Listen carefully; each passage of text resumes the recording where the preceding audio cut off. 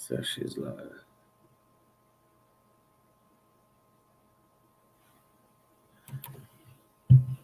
We're gonna see about it. That looks a little cleaner in the background. So bright. Just do a quick sound check. Check, check, check.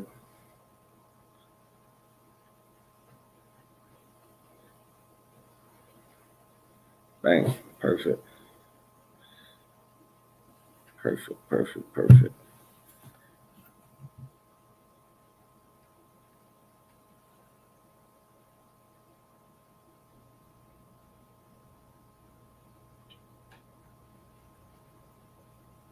All right, Hachaanakah.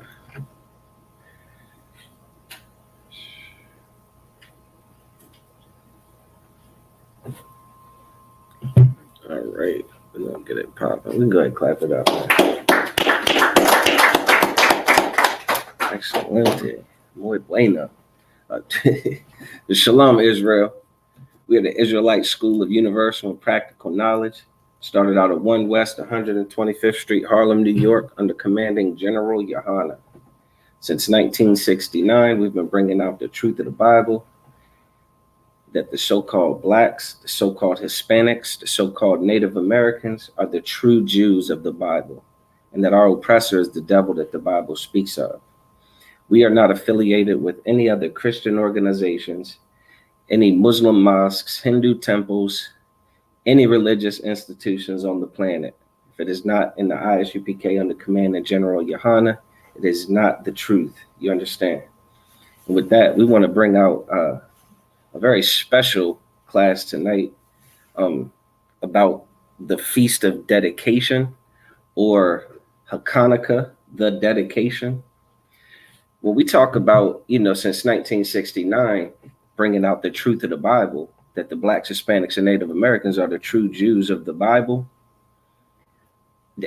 I know y'all hear us say that a lot, but it's because it's absolutely foundational in fixing all of the problems that we have in our communities today. You understand? Understanding what's going on in the world, understanding our true history helps us learn, how to navigate today, right?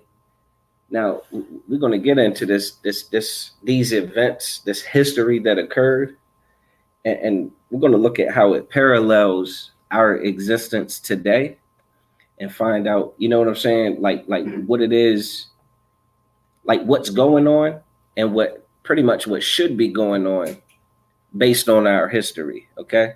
So there's a way that you can handle oppression, right? There's a way to do it. For the past hundreds of years, we've been marching, singing, right? Praying to white Jesus, going to church, being friendly, what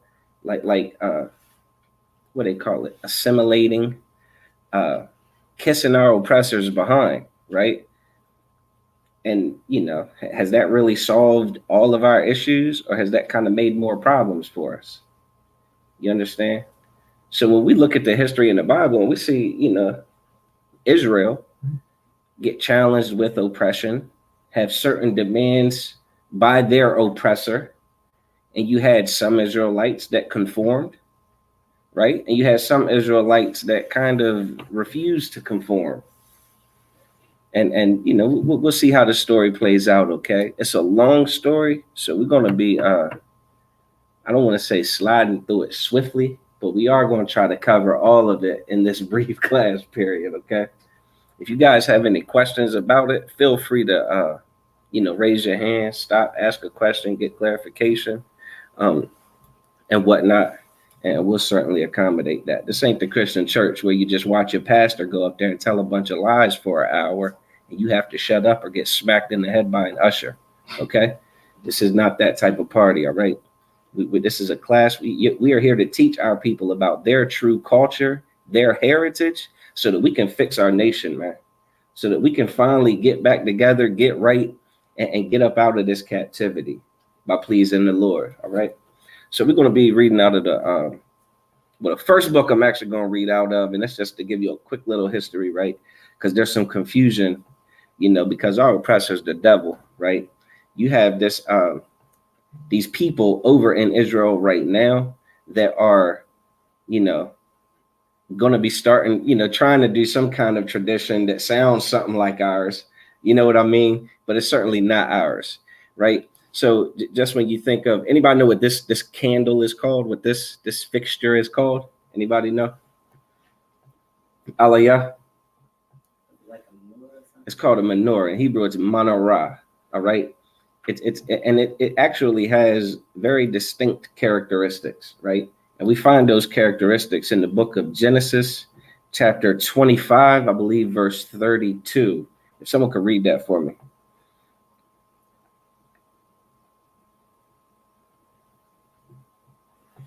Salakia, Exodus, chapter 25, verse 32. Salakia.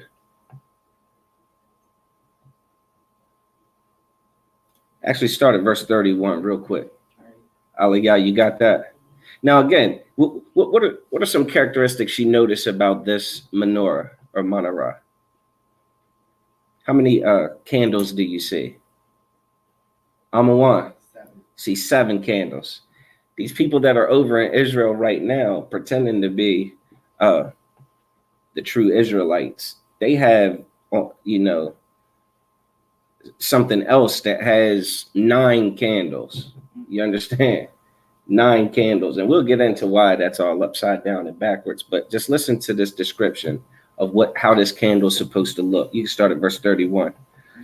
Exodus chapter 25, verse 31. Go ahead.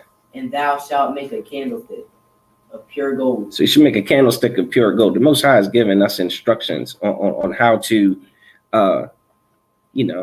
light the sanctuary. You understand? Go ahead.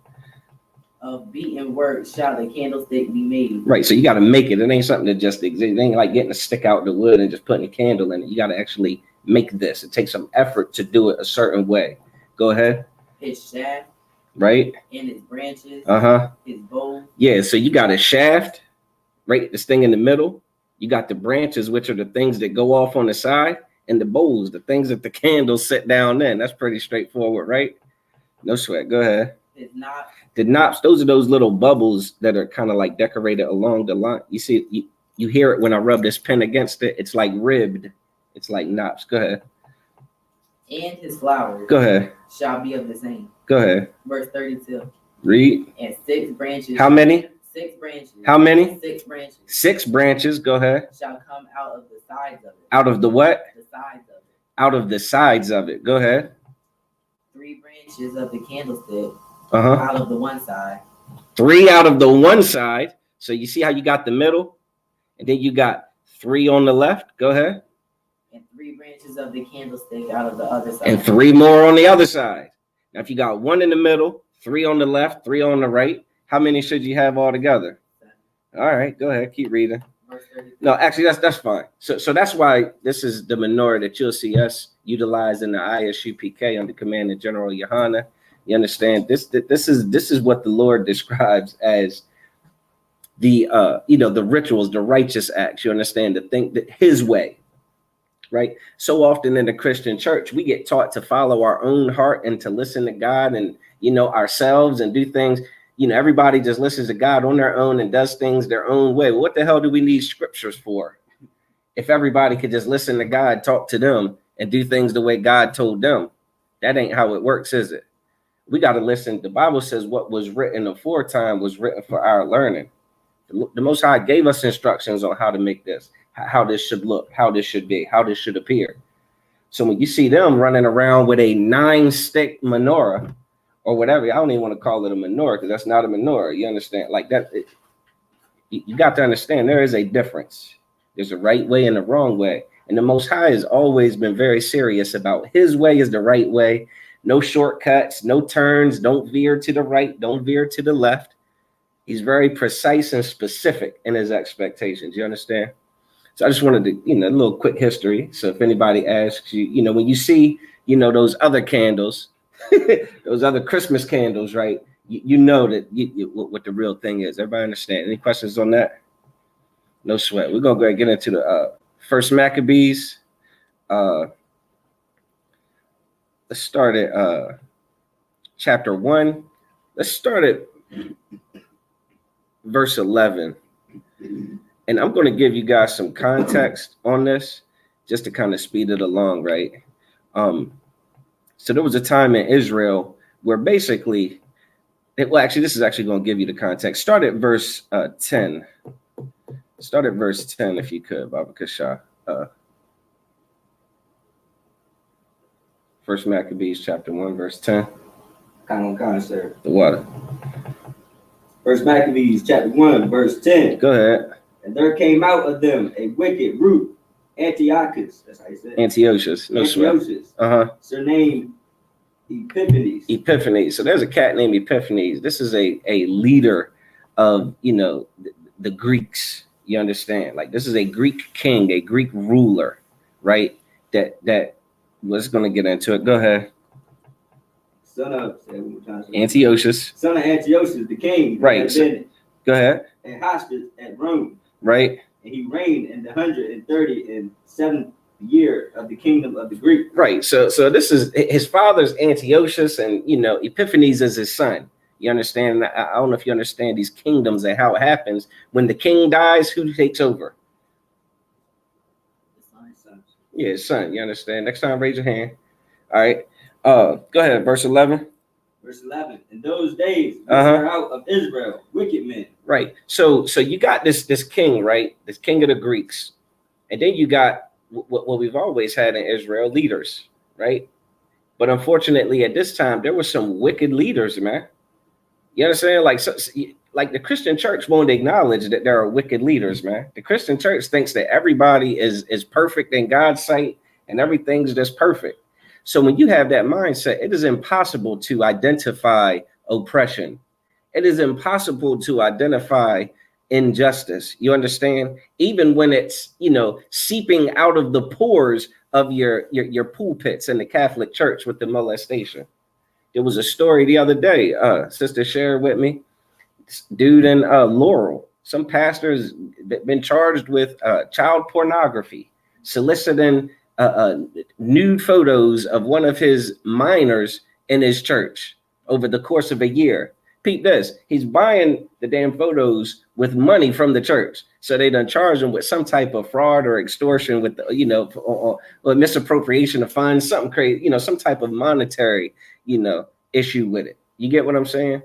But when you have the Christian church that doesn't see wrong in anybody and everything's just good and just glad and everything's okay, this is what you'll get.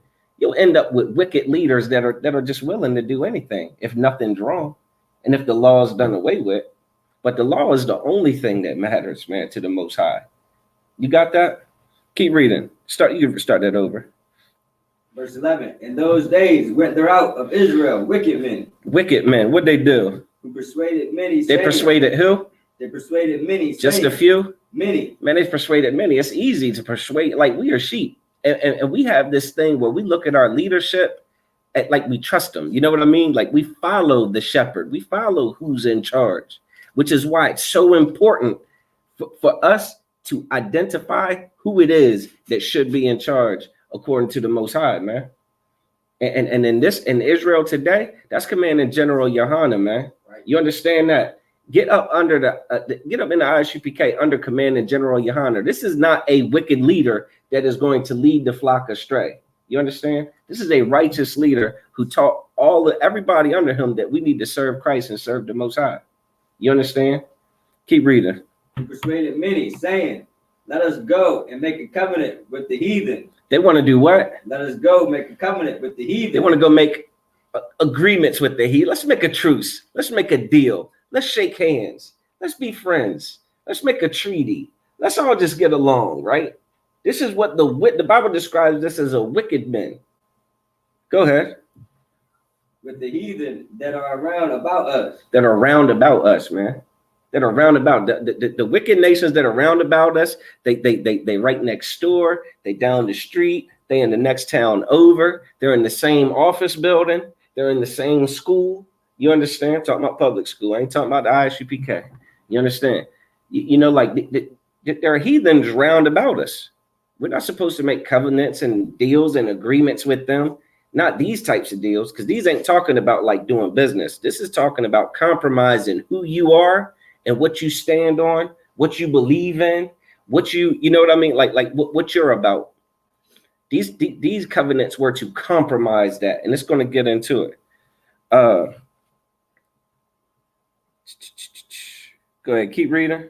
For whence we departed from them, we have had so much sorrow. Salakia. We have had much sorrow. Right. So read that part again. Go back to let us go.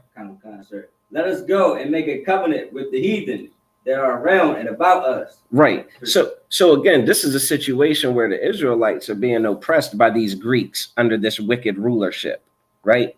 And our leaders, the leaders that we had at the time, their first instinct was to, well, let's just go and make a deal with them and be, try to appeal to them and try to please them and be nice to them and be kind to them, because they're oppressing us, man. Because we are in oppression, we are destroyed, we're suffering, we're dying, we're hungry, like this is tough. So let's compromise so that we can, have better, you know what I'm saying, like a better condition. Does that make sense? They thought that compromising was the way to a better condition. Keep reading. For since since we departed from them, we have had much sorrow. You understand? Go ahead, keep reading. Verse 12. So this device pleased them well. Go ahead. So they were happy to hear this. The people were like, okay, yeah, let's do it. Verse 13. Go ahead. Then certain of the people were so forward herein. Go ahead. That they went to the king. Who gave them license to do after the ordinance of the heathen. So they go to the king and they say, listen, man, can't we all just get along? Huh? Can't we just be like y'all? Can't we all just hold hands? I have a dream that one day we'll all just hold hands and just all get along. Can't we all just, can't we just celebrate your holidays and your traditions and your gods? Can't we just act like you guys? Can't we just dress like you and talk like you and, stop acting how we used to act? We want to act like how you act. And then we'll surely get along, right? Go ahead. Verse 14. Whereupon they built a place of exercise at Jerusalem, according to the customs of the heathen. They did what? They built a place of exercise at Jerusalem, according to the customs of the heathen. So here they are, Israelites. You understand? Children of the Most High are in Jerusalem, and they're exercising or they're practicing the traditions of the heathen. You know what this would look like? Aliyah? Like the Christian church. That would look exactly like the Christian church. Maserat? Put the Christmas tree up. That give them a hand. Give them a hand. When you bring that Christmas tree, that heathen tradition into your house, when you put that up in your house and you're exercising it, you're practicing it year after year, you do another rep of Christmas. Year after year, you do another rep of New Year's. Year after year, you do another rep of Thanksgiving. Year after year, you do it. Oh, hell, 4th of July. Year after year, you do another rep of their traditions. Keep reading. Verse 15. They made themselves uncircumcised. Did what? They made themselves uncircumcised. One of our traditions, you understand, and customs is circumcision. You understand? To have that foreskin cut off of that newborn boy, right? Well, then they made themselves uncircumcised. They stopped doing that. We don't have to do what we used to do. That's different. The heathen doesn't do that. So we're going to stop doing the things we used to do. Keep reading. And forsook the holy covenant. Go ahead. And joined themselves to the heathen. Go ahead. And were sold to do mischief. You heard that? Sold to do mischief, man. We were tricked into doing evil. We were like we accepted it, right? Listen, that sound familiar to anybody? Oh God, sir. Damn right. Go ahead, drop down to verse 20. Someone else take that. Verse 20. First Maccabees chapter 1, verse 20. Go ahead. And after that, Antiochus had smitten Egypt. Go ahead. He returned again in the 143rd year. Uh-huh. And went up against Israel and Jerusalem with a great multitude. Like, this is crazy because it's like they can't never have enough of destroying us. You know what I'm saying? It's like the destruction comes in waves. You know, like you got the oppression, but then things will settle down for a second, and then here they come back, doubling back. Here's some more oppression, and then things will settle down, and then here comes another. And that can be deceptive to a people that don't really have, you know, the spirit of the Most High, who understands that that's your enemy. Even when they smack you upside the head and then walk down the street, that don't mean that now things are cool because they walk down the street. They literally just going around the block. They coming back. And what do you think they're going to do when they come back through? They're going to smack you upside the head again. Keep reading. Verse 21. And entered proudly into the sanctuary. And did what? Entered proudly into the sanctuary. Listen, they came back with all these men, and they entered proudly into the sanctuary. Now, one thing I need you to understand is don't think of like the Christian church when you think of sanctuary, like one building with, you know, the pews and the pulpit and the, you know, the altar, right? Think of it more like, you know, UMES, the college campus. That whole campus would be considered a sanctuary. You understand?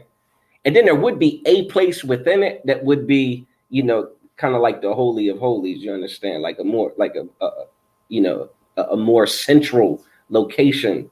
You understand? For our practices. You understand? Like, so think of it like that. Think of it like a campus. All right, go ahead. And took away the golden altar. They did what? Took away the golden altar. So they come into Jerusalem, right? They came into the sanctuary, and they're taking things. They take the altar that we have. You understand? Where we do our sacrifices, we do our services. It'd be like them coming in here and taking the table, right? Go ahead. And the candlestick of light. And the candlestick of light, this thing, right? We read about that in Exodus. They take this. Here, get this out of here. Go ahead. And all the vessels thereof. And all the vessels, the chalices, they came and just take things. Who that sound like in history? That just comes to a land, comes to a place where people are at and just take shit. I mean, take stuff. Just takes it by force. Yeah, I'm one. Yeah, the damn colonizer. You understand? What they say, history repeats itself, doesn't it? Right? Keep reading. Verse 22. Mm-hmm. And the table of the shewbread. Go ahead. But you know, the showbread, again, like if you're familiar with our Sabbath services, the bread's up on the table. Go ahead. And the pouring vessels. And the pouring vessels. So there will be wine you would pour into these cups, these chalices, right? Go ahead. And the vials. And the veil, go ahead. And the censers of gold. Right. And the veil. Keep reading. And the crown. Go ahead. And the golden ornaments that were before the temple, all which he pulled off. So do you understand that this is just describing they took everything that they wanted? You understand? They left no leaf unturned. They took everything that they wanted, everything that was important to us, everything that was a part of our culture and our traditions and our righteous acts. They took, man. Go ahead. Verse 23. He also took the silver and the gold. Go ahead. And the precious vessels. Go ahead. Also, he took the hidden treasures which he found. Right. Keep reading. Verse 24. And when he had taken all away, he went into his own land, having made a great massacre and spoken very proudly. Come on, man. Who is that, man? This don't fit. No one fits this description. You go in, you rob all the damn riches from a people, take everything back to your own land proudly. Huh? Oh, so proud. Let's have a feast about it. Huh? I say we should have some mashed potatoes, turkey, some stuffing. You understand? For all the things that we just acquired from these people. Keep reading. Verse 25. Therefore, there was a great mourning in Israel. Mm-hmm. In every place where they were. Go ahead. Verse 26. So that the princes and elders mourned. Right. So now everybody mourned. Now, here's what you got to understand. Why would they be mourning? Huh? Now we read up before they came and took everything. What did our leaders tell us that we should do? Anybody see the timeline of events? Aliyah? Yeah, told us to make a covenant with them. Let's follow them. If we act just like them, surely they'll love us. Surely they'll love us and leave us alone. And then a few years later, what happens? They come and take everything. You understand? They're not satisfied, man. They don't want your love. Do you get that? They don't need your love. Our oppressor does not need our love to keep thriving in his heaven. You understand? He doesn't require it. It doesn't make him feel better. You understand? It's pathetic. It makes us seem weaker. It makes us seem more like a target. In the wild, you got like wild animals like hyenas, right? A hyena, they see a pack of, let's say, they see some, what do you call them things? Some damn buffalo, right? And they're not going after the strongest buffalo that'll knock their heads off. They go for that one that's weak, that one that's feeble, that one that ain't really got no fight in him. He's just lagging. He can't even hardly keep up with the rest. They go and attack that one, man. And that's how we look when we grovel, you understand, to our oppressor, trying to, shuck and jive and, buck dance and, and please them by acting like them and imitating them. You understand? That's what we get.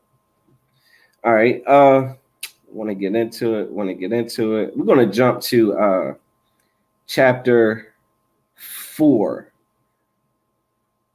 Salakia.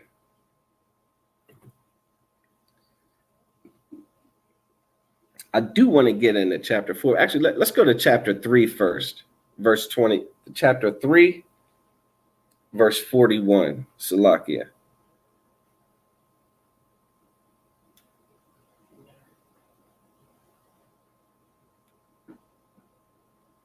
Salakia, chapter 3, verse 18. Verse 18. Aliyah, you can take that one. First Maccabees chapter 3, verse 18. Go ahead. Unto whom Judas answered. Hold on 1 second. Let me give you some context, right? So there was a brother named Judas Maccabees. You understand? What eventually ended up happening was the children of Israel, some conformed to again to the rulers, to the Greeks. Some again, even still, well, they thought, well, hell, I guess we got nothing else to do but join them and try to be like them and conform to their ways. You understand what they call it? Stockholm syndrome, right? Like that's what we started to develop here. But there was a brother named Judas Maccabees who did not conform.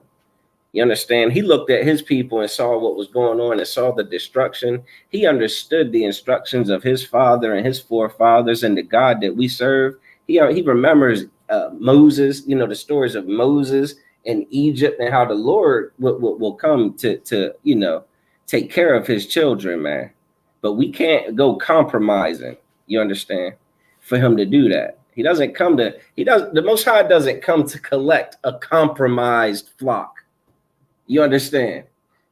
It's like almost like COVID. You know what I'm saying? Like if you don't run into a room full of people with COVID to try to get them, you know what I mean? They got the quarantine. They got to stay over there. They've been contaminated. What the Bible said, that the scriptures say that, Christ is coming back for a church without a spot or a wrinkle. That's no compromise, man. And that's what you get in the ISUPK. No cowards, no compromise. It takes courage to not compromise. You understand? Especially in the face of adversity. You understand? Go ahead and read that. So this is Judas. This is Judas talking. Go ahead. Yeah, verse 18. Right. Verse 18. Unto whom Judas answered. Well, go to verse 17. All right. Salakia. First Maccabees chapter 3, verse 17. Who, when they saw the host coming to meet them, said unto Judas, how shall we be able, being so few, to fight against so great a multitude and so strong? Right. So there are people that follow Judas, but they've got some doubts. You understand? Judas and his folks, they fled into the woods and stuff. They were like, we're not going to stay in the city and try to, buck dance and compromise. We're going to go stay in the woods and continue to serve the Most High. We're going to keep the Sabbath. We're going to go do the things that the Lord told us to do, because they were killing everybody who chose to be an Israelite. They were persecuting our brothers and sisters for wanting to be Israelites, for acting out their cultures and their traditions. Like the Greeks were putting us to death. You understand? Execution. So we fled to the woods, to the trees, you understand, and to the caves, and to the mountains, to avoid that persecution while continuing to serve the Most High. Does that make sense? And while Judas is in those mountains, he's still seeing what's going on. And he's saying, he's got folks, he's thinking, man, we got to go fight. Like, we got to go down there and get them up out of our, you understand, our sanctuary, up out of our campus. We got to get them out of there, man. What the Greeks are doing in there is terrible, right? Keep reading. To deliver with a great multitude. Oh, never mind. Sorry. Seeing we are ready to faint with fasting all this day. Read that verse again from the top. No, start with how shall we? How shall we be able, being so few, Go ahead. to fight against so great a multitude and so strong? So he's got brothers with him that are kind of, they're not sure. They're like, look at how many of them there are, and look at how many of us there is. You understand? That's a great multitude. We're just a few. How are we supposed to fight them? Go ahead. Seeing we are ready to faint with fasting all this day. Yeah, now he said, like, we already tired. Right? We already living in the mountains, living off scraps and, barely surviving. How are we supposed to go fight them? Go ahead. Verse 18. Unto whom Judas answered, What did he say? it is no hard matter for many to be shut up in the hands of a few. Man, look, he said, look at Shapari, I'll say it's a small thing. It's a small thing for a few to conquer a great multitude. Go ahead. And with the God of heaven, it is all one. Man, listen, it's a piece of cake, man, for the Most High. This ain't nothing. Go ahead. To deliver with a great multitude or a small company. Look, the Most High, he said, don't matter. Like, to the Most High, it don't matter if he's got a whole bunch of people fighting for him or just a handful of people fighting for him. To him, it don't matter. If he wants to conquer, it's conquered. If he wants to destroy, it's destroyed. You understand? If he wants his people to be victorious, they're gonna be victorious, man. Go ahead, keep reading. Verse 19. For the victory of battle standeth not in the multitude of an host, Go ahead. but strength cometh from heaven. Yeah, it ain't about your numbers, man. You understand? It ain't about how many of you there are. General Muhammad said that, in the ISUPK, we are stronger because we're fewer. You understand? He said that we are stronger by subtraction. I don't know if that makes sense to anybody, but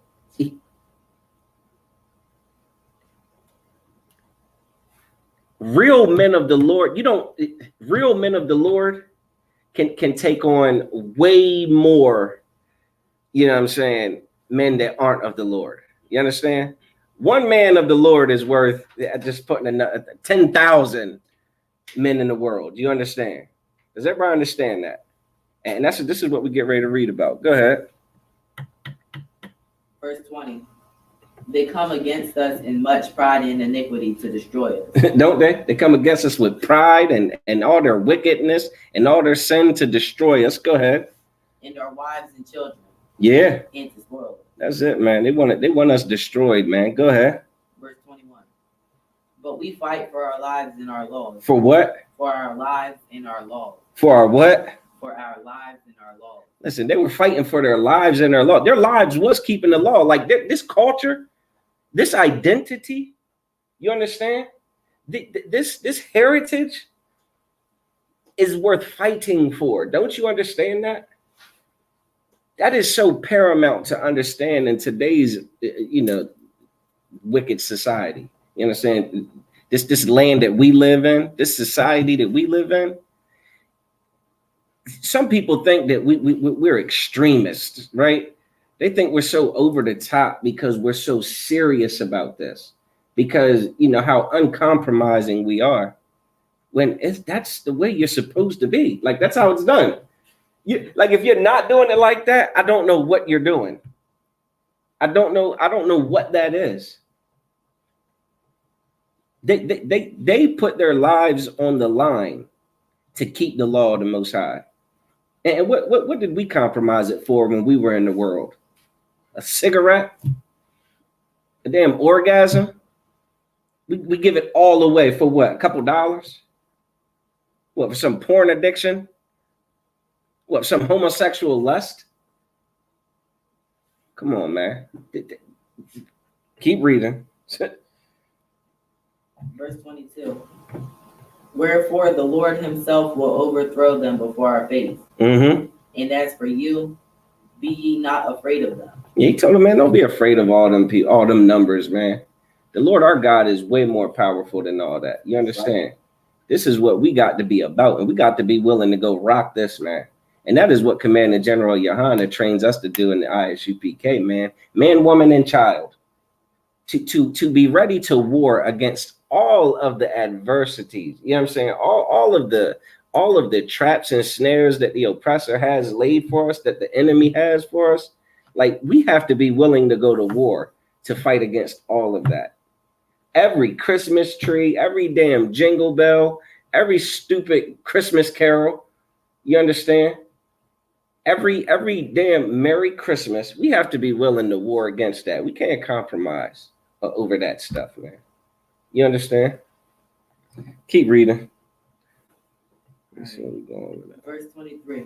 No, actually, Salakia. Let me get chapter 4.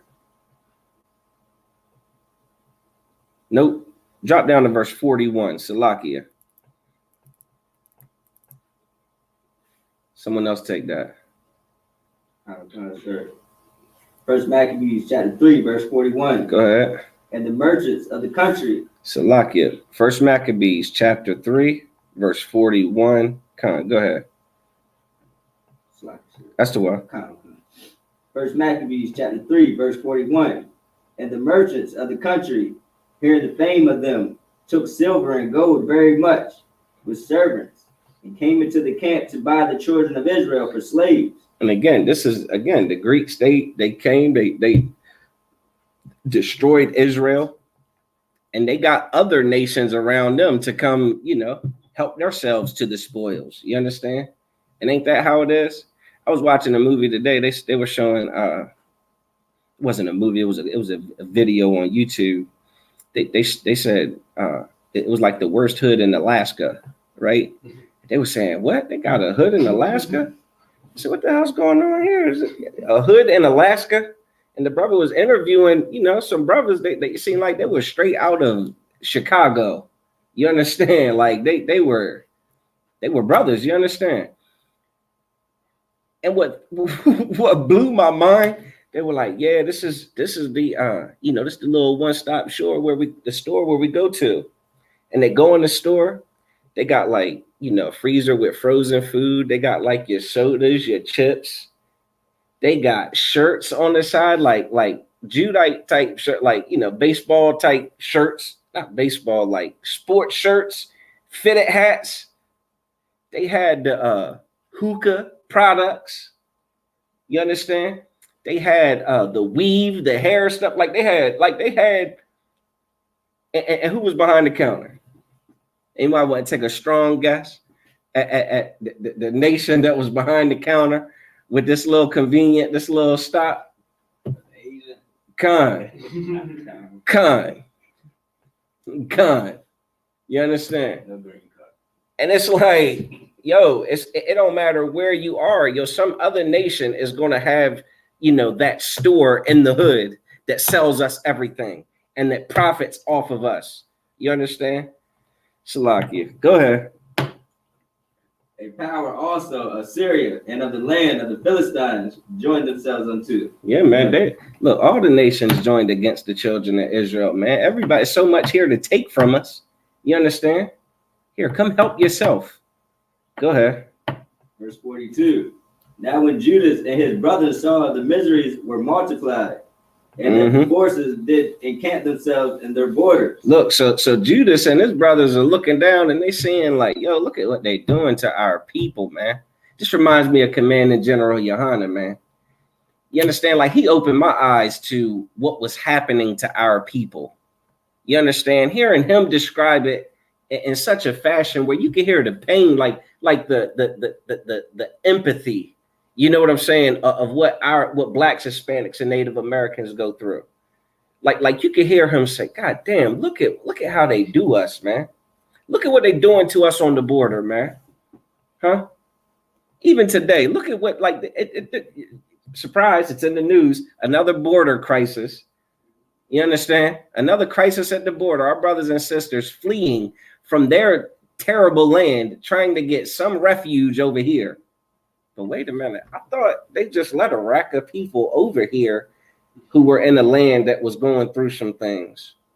Didn't they put them up at Martha's Vineyard and stuff like that? Like, weren't they very receptive of the Ukrainians, huh? Fleeing for secure, right?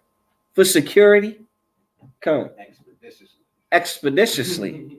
They didn't hesitate. They didn't even, I don't remember anybody marching to get a Ukrainian over here to safety. But we got a backlog at the border.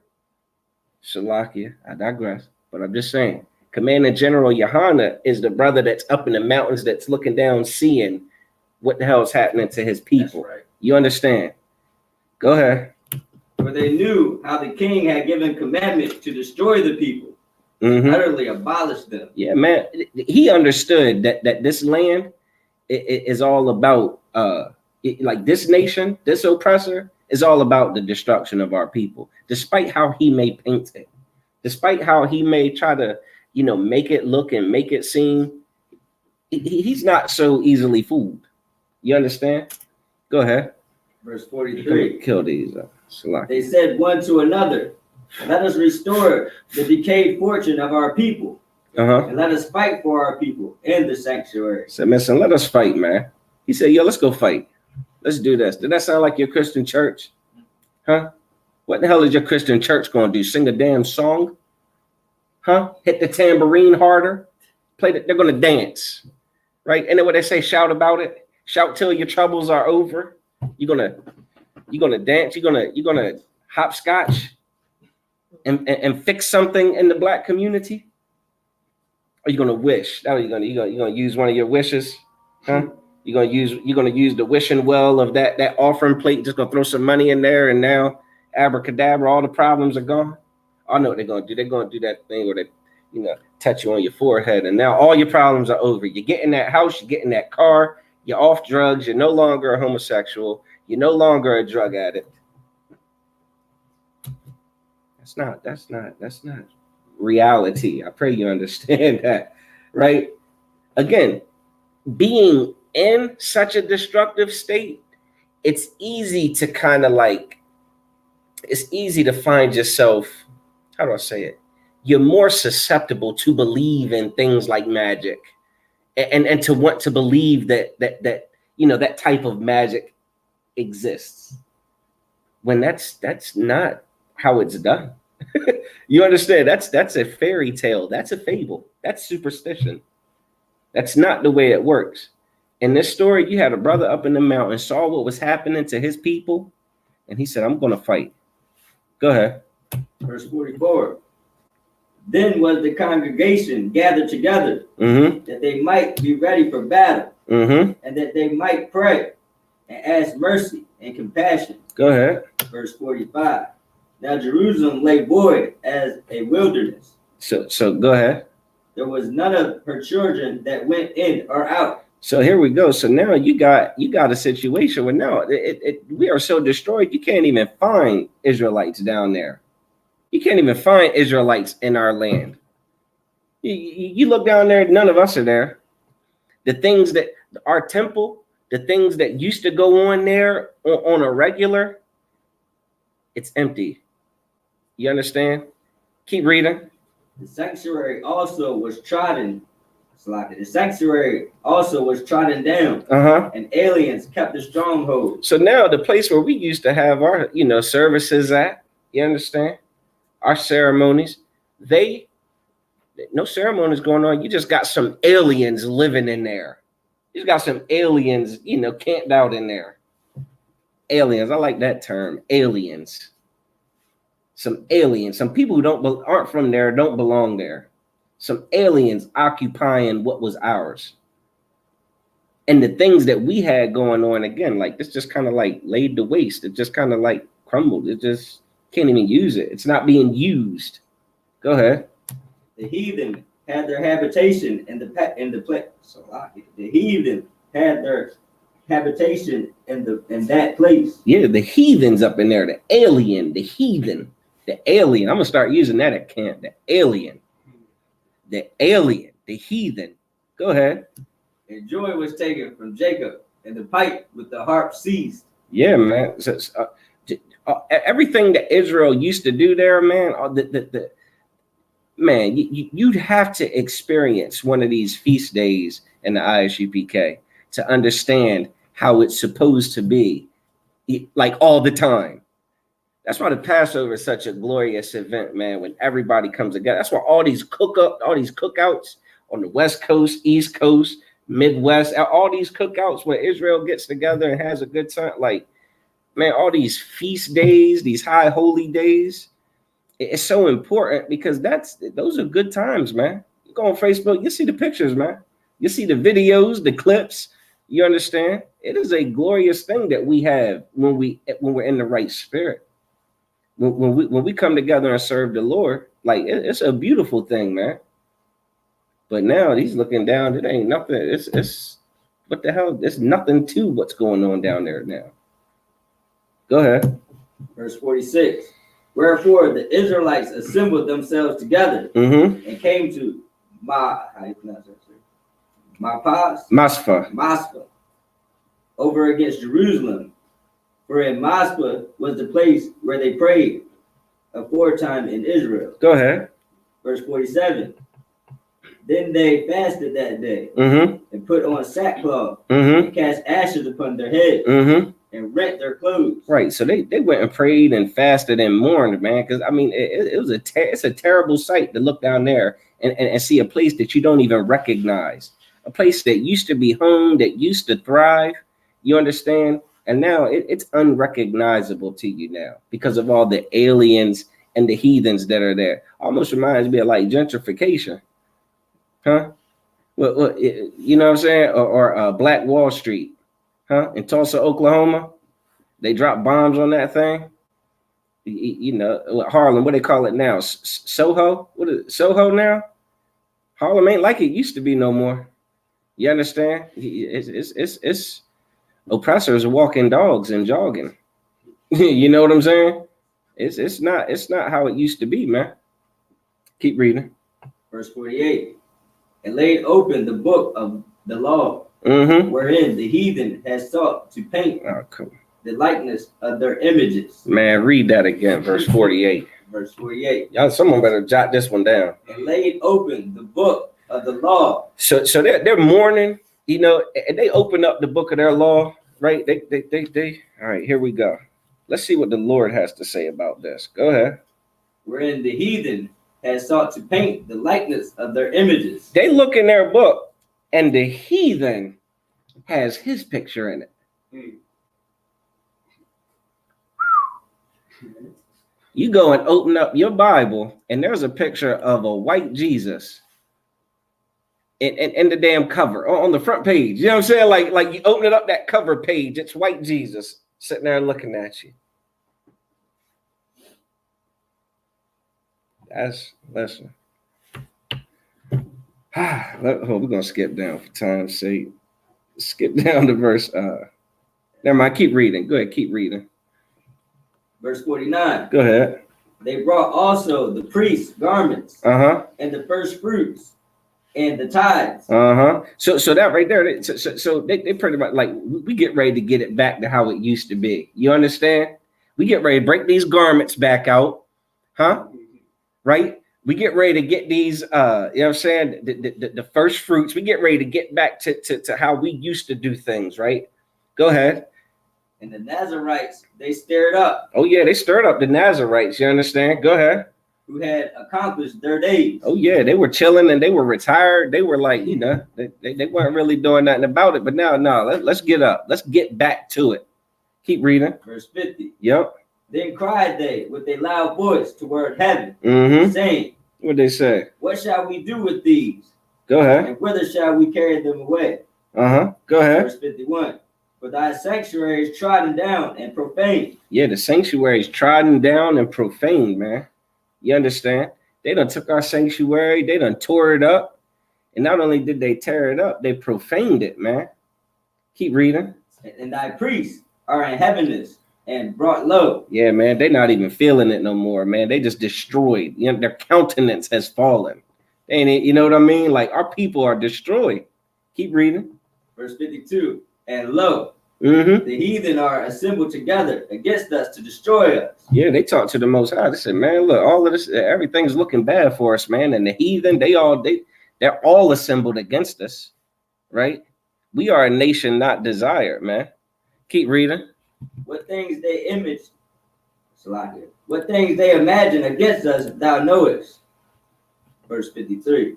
How shall we be able to stand against them, except thou, O God, be our help? Yeah, so how are we supposed to stand against them? We can't do it without you, Lord. You understand? We can't do it without you. Go ahead. Verse 54. Then sounded they with trumpets and cried with a loud voice. Verse 55. And after this, Judas obtained captains over the people. He did what? Judas ordained captains over the people. Okay. Even captains over thousands. And over 100. And over 50. And over 10. Start getting some rank order, right? Putting things back in order. Does everybody see what's happening here? Does everybody see the awakening of Israel? How it was Israel was destroyed by the Greeks. You understand? Oppressed until there were no more Israelites. And then this small movement starts to take place in the mountains. You understand? And the Lord, like some brothers, put on the Most High Spirit. You understand? And this ain't right. This ain't right. You know what? We can't just stand by idle and just let it happen, right? We got to do something about it. So they start getting in order. Go ahead. Verse 56. But as for such as building houses, or had betrothed wives, or were planting vineyards, or were fearful, those he commanded that they should return, every man to his own house according to the law. Go ahead. Verse 57. So the camp removed and pitched upon the south side of Amos. All right. So they start moving. They're like, all right, so everybody go to your house and, we're going to keep the laws, man. Every man, every man, no matter what your occupation is, no matter what your skill is, go back to your house and keep this law. You understand? And we're gonna move together as a unit. You understand? So then they move to the south side of Emmaus. All right, go ahead. Verse 58. And Judas said, arm yourself. He said what? Arm yourself. He said what? Arm yourself. What? I ain't never heard a pastor say nothing of the sort. Pastor said, love everybody and just get along with everybody and just pray on it. Right? Just pay your tithes. That's what he said. Just pay me your tithes and everything's going to be tawab. Right?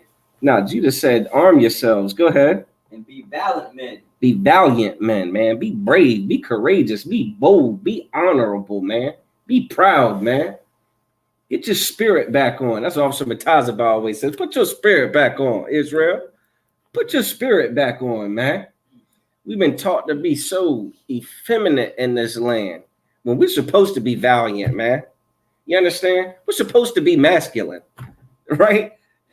Like masculinity, the idea of masculinity isn't supposed to be a thing that's thought to be toxic, right? It's not supposed to be toxic. It's honorable, man. It's valiant. It's what the Lord requires, especially in such a time as this. especially in such a time as this. You're looking at your people who are destroyed all across this globe, oppressed by the Greeks and the Romans. You understand? The Europeans, the colonizers. You understand? Listen, that's the spirit that you have to put on. Go ahead. And see that ye be in readiness against the morning, Mm-hmm. that ye may fight with these nations that Mm-hmm. are assembled together against us to destroy us in our sanctuary. Come on, man. So you got to be ready to battle, man. Judas was ready to go to war. Judas was ready to fight. We got to go fight and take back what's ours. Now, everybody, please understand this. Commander General Hachaanakah does not condone, any of us doing, exacting any type of physical violence against our oppressor. You understand? That is ill-advised. That is stupidity. And that is not an order, you know what I'm saying, from Commander General Hachaanakah. But you have to understand that this spirit to fight back and get your culture back, to take it back against all odds, that is an order. You understand? Day in and day out, you have to go to war and keep your culture that was taken from you. We had to fight to get this culture back. You understand? Like, to get this far in the truth, to get this far into, to get this many years into not celebrating Christmas, it's a fight. Every year it's a fight. It's a month-long battle that you got to do with every oppressor in this land to not celebrate any aspect of Christmas. Did everybody understand that? Oh God, sir. The damn Christmas, the songs in the grocery stores and on the radios and at the car wash, and you can't escape it. You can't escape it. So if you're not in that war mindset, guess what you'll be doing? Humming along, singing along. The Temptations come on. Damn Jackson 5 come on. Singing that love Christmas, give love for Christmas. There you are. You singing falsetto, trying to keep up with young Mike in the Christmas spirit. You gotta go to war with that. You gotta fight against that. You understand? Go ahead. Verse 59. For it is better for us to die in battle than to behold the calamities of our people and our sanctuary. Listen, man, it's better for us to die trying to fight for what's ours than to just sit back and just watch what happened and just act like it didn't happen, man. It's better that we face whatever repercussions for speaking up against the atrocities that were done to our people. It's better we go ahead and face whatever consequence comes with that than to stand by and just act like it never happened, man. That's what a coward would do. And in the ISUPK, there are no cowards in here. You understand? That is not, you are of no value if you are a coward. You understand? I'm going to jump to chapter 4, verse 36. Salakia. Chapter 4, verse 36. We're going to go over a little bit, but what they're going to do? Put us out? They might, but we'll see. What would Judas do? We're gonna go through this, right? Someone got that? Someone else take it. Good. Maccabees chapter 4, verse 36. Go ahead. Then said Judas and his brethren, Behold, our enemies are discomfited. All right, so long story short, Judas, man, them brothers went down there and they whipped ass. You understand? They whipped the Greeks' ass, and it was so many of them. Man, they ran them up out of the temple, and it was on and popping, right? So this is what they did after they killed all the Greeks that remained, the ones that didn't run off, that couldn't get away and flee. They killed. You understand? Go ahead. Let us go up to cleanse and dedicate the sanctuary. So let us go up and cleanse and dedicate the sanctuary. We got to go clean it. They were doing all kinds of vile things. They were taking and pouring,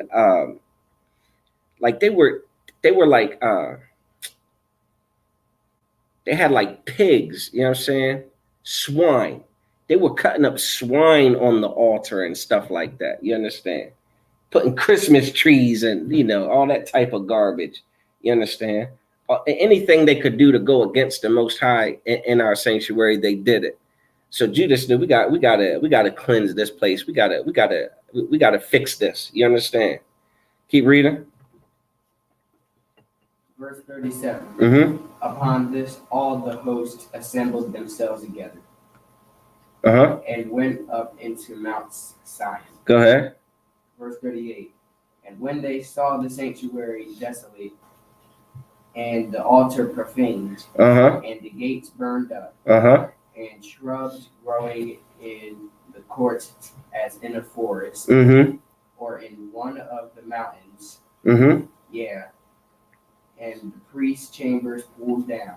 So they went and they saw the sanctuary, and it was terrible. A whole bunch of trees growing up in there, shrubbery, like everything destroyed. It's a destroyed condition. Go ahead. Verse 39. They rent their clothes Right. and made great lamentation, Right. and cast ashes upon their heads. Again, so they mourned, like they were so sad, they were so hurt to see what had been done to their property. You understand? Keep reading. Verse 40. Mm-hmm. And fell down flat to the ground upon their faces, Mm-hmm. and blew an alarm with the trumpets, and cried toward heaven. Verse 41. Go ahead. Then Judas appointed certain men to fight against those that were in the fortress, Uh-huh. until he had cleansed the sanctuary. Right. So he had told me, like, make sure they're all gone. Get them all out of here. You check that building over there? Get them out of it. Hey, Mazerat, Matazawad, go check that building over there. Make sure, if anybody's in there, kill them. You understand? Get them out of here. Everybody understand? Go ahead. Verse 42. So he chose priests of blameless conversation, Mm-hmm. such as had pleasure in the law. Yeah, so then he starts to appoint brothers, that respect the law. They have pleasure in the law. What they call it? We call it zeal. You understand? Like they have pleasure in keeping the law, man, and not being like the heathens. There's a few men. I know a few men like that. In the ISUPK under command of General Hachaanakah, in the ISUPK, you'll find men that have pleasure in the law. Right. You understand? That don't find it so terrible to not celebrate Christmas. That don't find it so terrible to not eat pork. You understand? Keep reading. Verse 44. And when, as they consulted what to do with the altar of burnt offerings, which was profaned. Uh-huh. So they said, well, what are we going to do with the altar that they, did all kinds of abominations to? Go ahead. Verse 45. They thought it best to pull it down, lest it should be a reproach to them. Uh-huh. Because the heathen had defiled it. Wherefore they pulled it down. So they said, all right, here's what we're going to take that altar. We're going to take that. We're going to remove that altar, man. They done too much on it. You understand? It's almost like I can't even use that example. Yeah, it's like, some terrible things happen. It's like moving out of a house that something bad happened in. You know what I'm saying? Yeah. Not even going to we're going to just move to a new house. You know what I'm saying? Or get a new bed, or something of the sort. Go ahead. Verse 46. And laid upon the stones in the mountain of the temple of convenient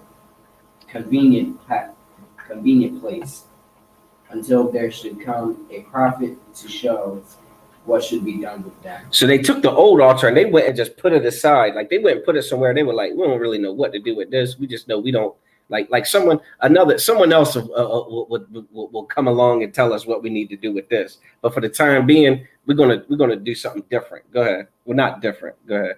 Verse 47. Then they took whole stones according to the law, Mm-hmm. and built a new altar according to the former. So they built a new altar. You understand? They said we need a new altar. All the garbage that they had put on our old altar, we need a new altar. Everybody understand? Keep reading. Verse 48. Mm-hmm. And made up the sanctuary and the things that were within the temple, Mm-hmm.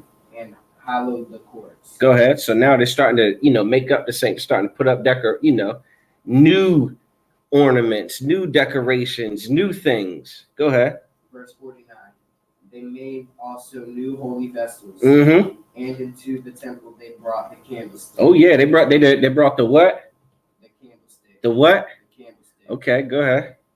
And the altar of burnt offerings. Uh-huh. And of incense. Uh-huh. And the table. Uh-huh. Verse 50. And upon the altar they burned incense. Mm-hmm. And the lamps that were upon the candlestick they lighted, that they might give light in the temple. Right. So they came and they put everything, they made everything new, and they put everything back in place, man. And that's what Commander General Hachaanakah is doing with the nation of Israel today. He's putting everything back in place, just like it was before our oppressor got his hands on us, just like it was before we made covenants with the heathens, just the way it was before we turned our back on the Most High. He's bringing it all back, man. Keep reading. Verse 51. Furthermore, they set loaves upon the table and spread out the vials, and finished all the works which they had begun to make. Mm-hmm. Verse 52. Now on the 25th day of the 9th month, which is called the month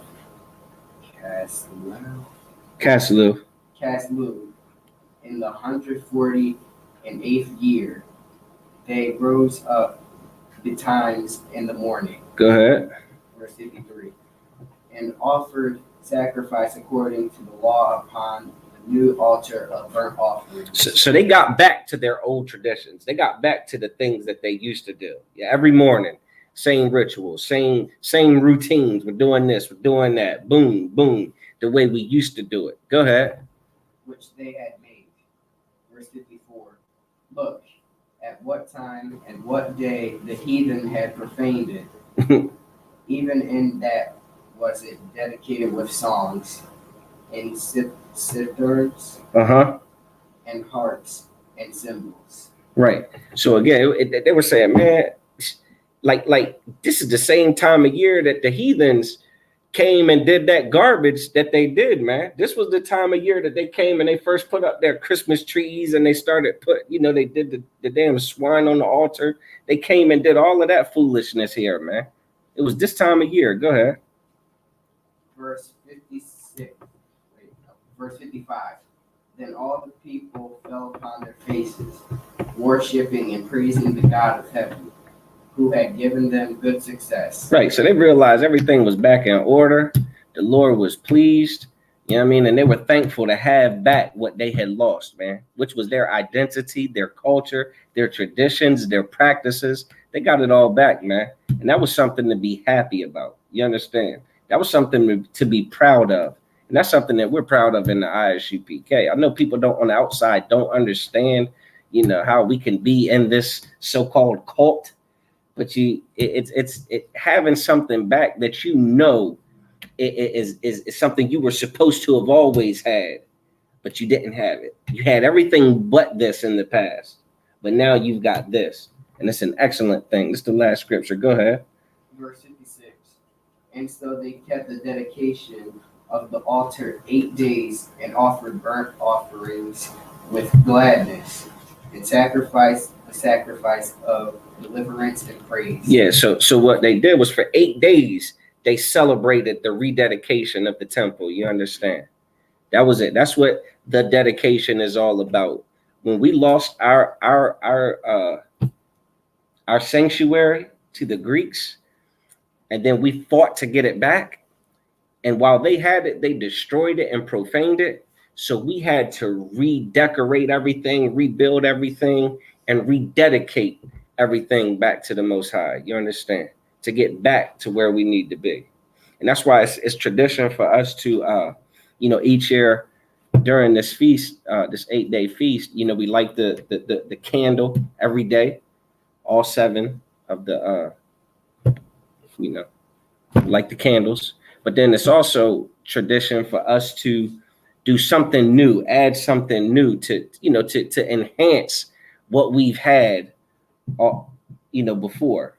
So we got this. I don't know if you've seen previous classes, but this is something new that we're gonna have up here on the table. It's a lion's head. You know what I'm saying? It's a beautiful piece of art. You know, the line of the, you know, tribe of Judah, man. You know what I'm saying?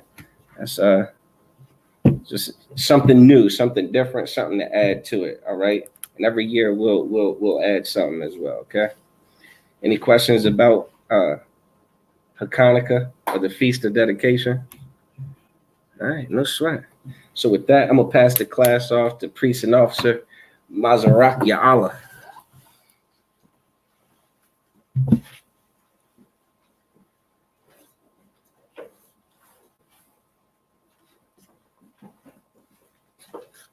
This is the ISUPK security announcements. We are the ISUPK under Commanding General Yohana. Started out of 1 West, 125th Street, Hall, New York. Rule for new brother or sister. When a new brother or sister comes into the school, they are off limits for 6 months. They are to be saluted only. They are here to shed themselves to the world. If they need transportation, the teacher will arrange it. After 6 months, if a brother or sister has an interest in a particular person, he or she must get permission from the head to speak to a brother or sister. There's another 6 months in which the brother and sister will court each other. After the 6 month period, the brother or sister will get permission from the head to marry. Tithe, which is a commandment, Numbers 18:21, Malachi 3-8, Ma'ashera, which means a tenth in Hebrew. 10% of any increase the Lord gives you, give to the treasury department of teacher, priest fund. Free will offering for priests, not mandatory. Whatsoever amount you would like. Upcoming holy convocations, we have the ISUPK's 54th annual Passover, which will be held in Raleigh, North Carolina. We also have Captain of 10,000 Zapari. I can interview tonight on the Everything Black Show. We'll be on the rapfiendradio.com. Rapfiendradio.com. You tune in at 8 o'clock, and he will be on there getting interviews. But for now, we're going to give a courtesy salute to the teacher, Min Israel Mariam, me stand. Mariam Shabbat. Mariam. Barak. Yahweh Hashem Yasah Bakatah. Yahweh Hashem Yahweh Barakatham. Yahya Matam, which means hands down. We're going to give, we're going to give a courtesy salute to the sisters of Mariam. We're going to give one courtesy salute to the sisters. Men of Israel, Mariam Shabbat, Mariam, Barak, Yahweh Shemar, Al-Tham, Bahashem, Al-Shad. Yahya Matam, which means hands down, class dismissed.